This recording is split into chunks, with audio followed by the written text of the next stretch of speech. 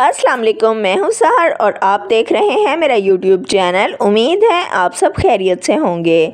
नाजरीन, आज की वीडियो में हम आपके लिए लेके आए हैं बहुत ही शानदार टिप्स। कम घी में ज़्यादा खाना पकाने के लिए माश की दाल पर तरी ना आ रही हो, कीमा धोने का आसान तरीका, गार्निशिंग के लिए बारीक अदरक काटने के लिए, मिर्चें काटते हुए हाथों पर जलन होने लगे और ऐसी मज़ीद कई टिप्स के लिए वीडियो को आखिर तक ज़रूर देखिएगा। लेकिन अगर अभी तक आपने चैनल को सब्सक्राइब नहीं किया तो चैनल को फ़ौरन सब्सक्राइब कर लें।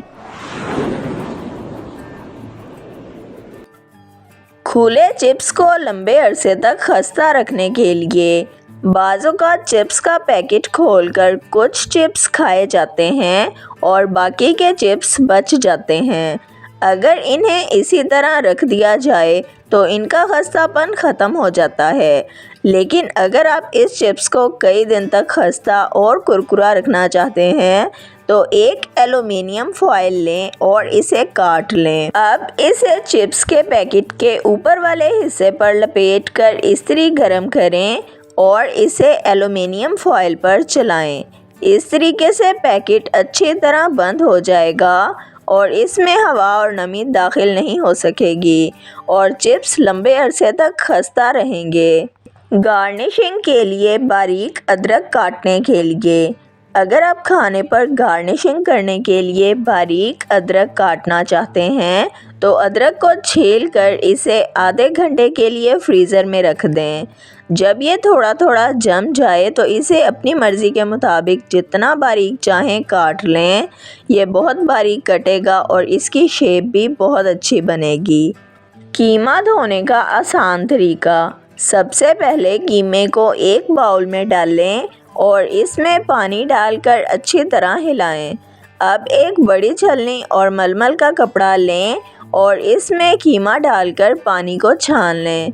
अब दोबारा कीमे पर पानी डालकर इसे अच्छी तरह धो लें और फिर मलमल के कपड़े को छलनी से उठाकर अच्छी तरह दबाएं ताकि कीमे का तमाम इजाफी पानी निकल जाए। कीमे का सारा खून भी इस तरीके से साफ़ हो जाएगा। अगर आप कोफ्ते या कबाब बनाना चाहते हैं तो इसी तरह मलमल के कपड़े समेत कीमे को बाउल में रखें और इसे 1 घंटे के लिए फ्रिज में रख दें। इस तरीके से कबाब और कोफ्ते बनाते हुए अच्छी तरह जुड़ जाएंगे और फ्राई करते हुए टूटेंगे भी नहीं। माश की दाल पर तरी ना आ रही हो तो माश की दाल पकाते हुए इसमें बहुत ज़्यादा घी की ज़रूरत पड़ती है। इसके बावजूद भी आखिर में घी ऊपर नहीं आ रहा होता।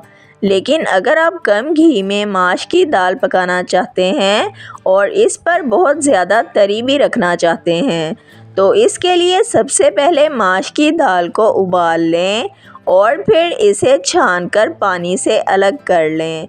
अब मसाला बनाते हुए सालन के हिसाब से घी डालें और फिर दाल को पका लें। आखिर में एक खुश्क सुर्ख मिर्च लेकर इसमें थोड़ा सा घी डालकर तड़का बनाएं और इसे सालन के ऊपर डाल दें।